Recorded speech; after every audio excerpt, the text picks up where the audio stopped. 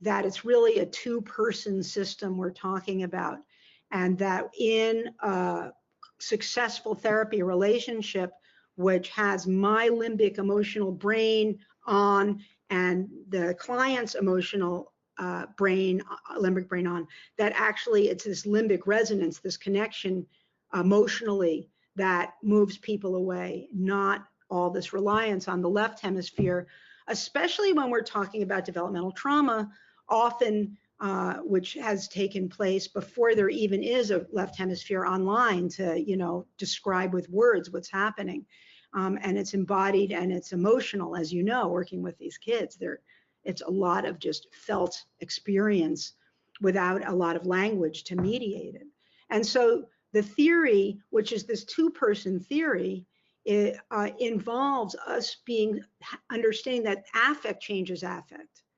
So you know, at a time in your development when you really actually don't know what's going on, you wake up feeling like a different person every day, and it's very disoriented. People start expecting so much more of you. So, okay. Secure attachment is really good. There's so many benefits to it. It's kind of crazy how great it is. But here's four of the big ones.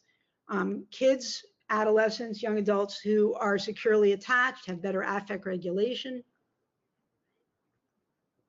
They can soothe themselves, they can trust others and rely on others. They're more regulated, can become regulated again when they get dysregulated. They process information in a more integrated way. In Piagetian terms, you can see them moving toward formal operational thought.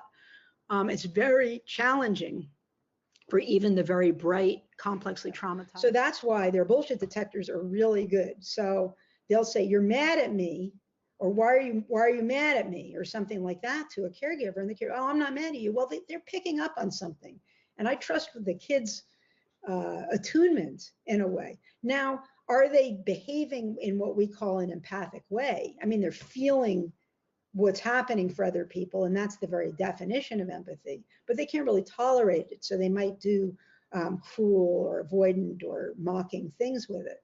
But it isn't that they're not empathic in the first place, most of these kids.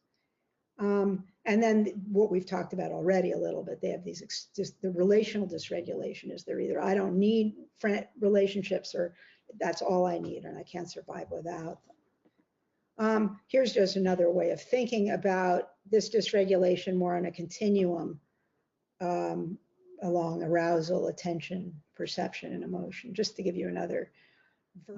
So without bias, with interest. So all the ways that we are mindful with our eyes closed inside, exploring the passing present moment. I'm talking about being mindful in a relational sense, okay?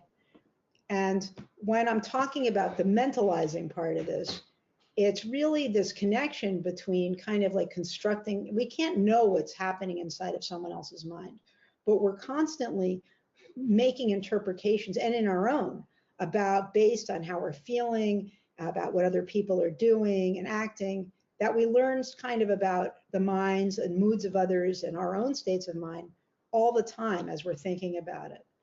And we're making inferences about what the subjective experience of someone else is. I had an interesting experience this week with a client who has been very depressed and